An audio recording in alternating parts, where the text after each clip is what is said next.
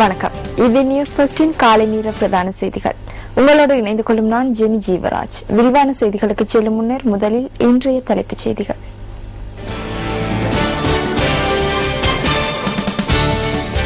அண்மையில் வீசிய கடும் காற்றினால் பாதிக்கப்பட்டவர்களுக்கு நிவாரணங்களை வழங்கும் நடவடிக்கை ஆரம்பம். புத்தளம் பிரதேசத்தில் இடம்பெற்றுள்ள அரசாங்க காணி மோசடி தொடர்பில் காணி மறுசீரமைப்பு ஆணைக்குழு தகவல்களை திரட்டியுள்ளது. சிரியாவில் ஐநா கண்காணிப்பாளர்களின் தொடரணிக்கு பாதுகாப்பு வழங்கி சென்ற பாதுகாப்பு தரப்பினர் மீது தாக்குதல்.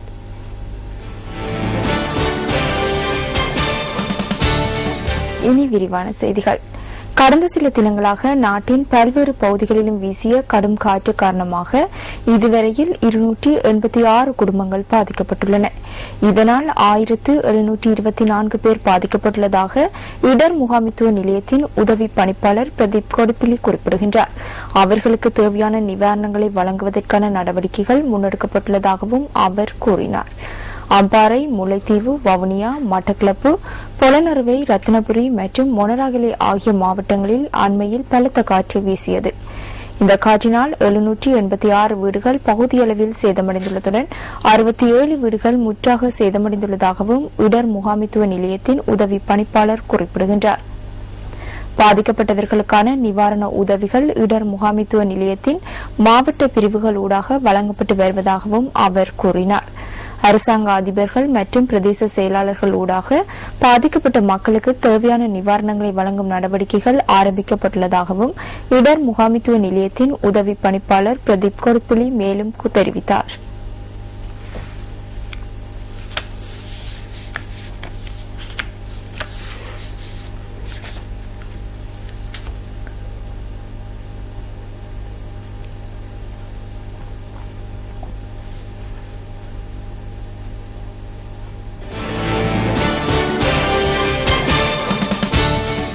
புத்தளம் பிரதேசத்தில் இடம்பெற்றுள்ள சுமார் 1500 ஏக்கர் அரசாங்க காணி மோசடி தொடர்பில் காணி மறுசீரமைப்பு ஆணைக்குழு தகவல்களை திரட்டியுள்ளது.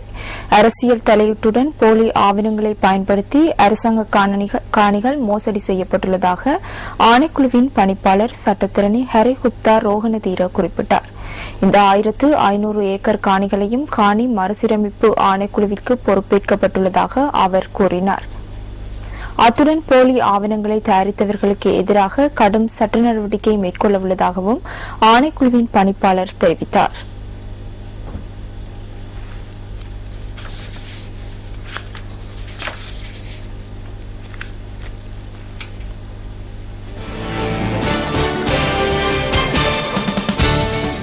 விவசாயிகளிடமிருந்து கொள்வனவு செய்யப்பட்ட நெல்லுக்கு பணம் செலுத்த முடியாத நிலை ஏற்பட்டுள்ளதாக கூட்டுறவு மற்றும் உள்நாட்டு வர்த்தக அமைச்சு குறிப்பிடுகின்றது. அரசாங்கத்தின் ஆலோசனையின் பிரகாரம் எதிர்பார்க்கப்பட்ட இலக்கை தாண்டி நெல் கொள்வனவு செய்யப்பட்டுள்ளதன் காரணமாகவே இந்த பிரச்சினை தோன்றியுள்ளதாக அமைச்சின் செயலாளர் சுனில் சிறிசேன தெரிவித்தார்.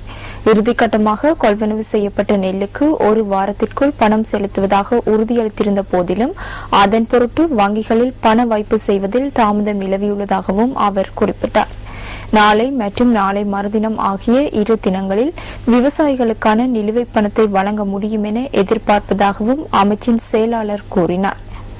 இந்த நடவடிக்கைகளை துரிதமாக மேற்கொண்டு வருவதுடன் விவசாயிகளிடமிருந்து மொத்த நெல்லையும் கொள்வனவு செய்வதற்கான ஏற்பாடுகள் முன்னெடுக்கப்பட்டு வருவதாக சுனில் சிறிசேன மேலும் தெரிவித்தார்.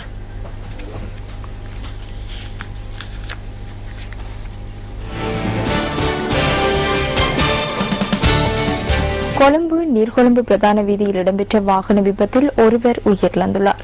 வேன் ஒன்றும் மோட்டார் சைக்கிள் ஒன்றும் நேற்று மாலை மோதி விபத்துக்குள்ளானதாக போலீசார் குறிப்பிட்டனர்.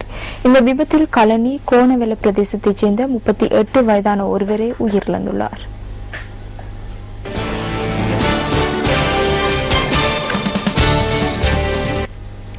தென்கிழக்கு பல்கலைக்கழக பட்டதாரிகளுக்கும் பட்ட மேற்படிப்பை மேற்கொள்வதற்கும் மாணவர்கள் தொழில் வாய்ப்பை ஏற்படுத்திக் கொடுக்கும் முகமாக தொழில் சந்தை ஒன்று ஏற்பாடு செய்யப்பட்டிருந்தது. தென்கிழக்கு பல்கலைக்கழகத்தில் நேற்றைய தினம் இந்த தொழில் சந்தை முன்னெடுக்கப்பட்டிருந்தது. பல்கலைக்கழக நிர்வாகம் மேற்கொண்ட முன்மாதிரி செயற்பாடுகளினால் நூற்றுக்கணக்கான பட்டதாரிகளுக்கு தொழில் வாய்ப்புகள் கிடைக்க உள்ளதாக எமது பிராந்திய செய்தியாளர் தெரிவித்தார். இந்த தொழில் சந்தையில் நாட்டில் உள்ள முன்னணி தொழில் நிறுவனங்களின் பிரதிநிதிகள் பலர் கலந்து கொண்டிருந்தனர்.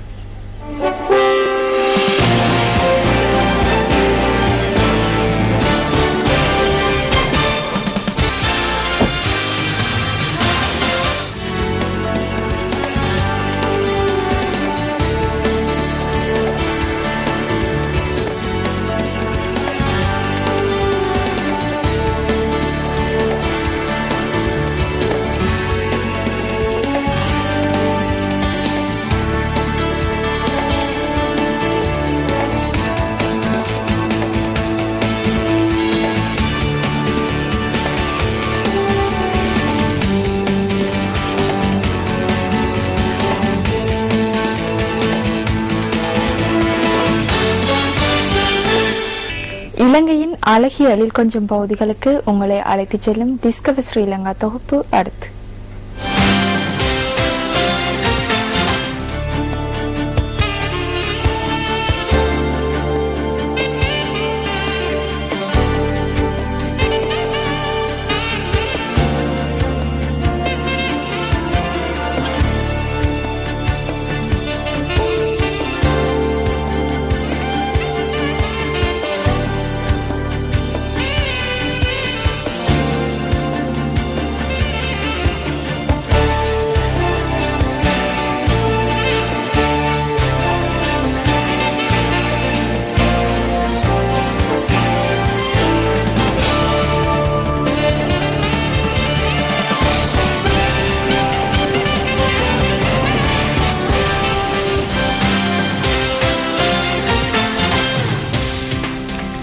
இன்றைய நாள் உங்கள் அனைவருக்கும் இனிய நாளாக அமைய வேண்டும் என வாழ்த்துக்களை தெரிவிப்பதோடு எமது காலை நேர பிரதான செய்திகளை நிறைவு செய்கின்றோம். எமது மதிய நேர பிரதான செய்திகளை பிற்பகல் 1 மணிக்கும், எமது மணித்தியல் செய்திகளை 10:25க்கும் எதிர்பாருங்கள். வணக்கம்.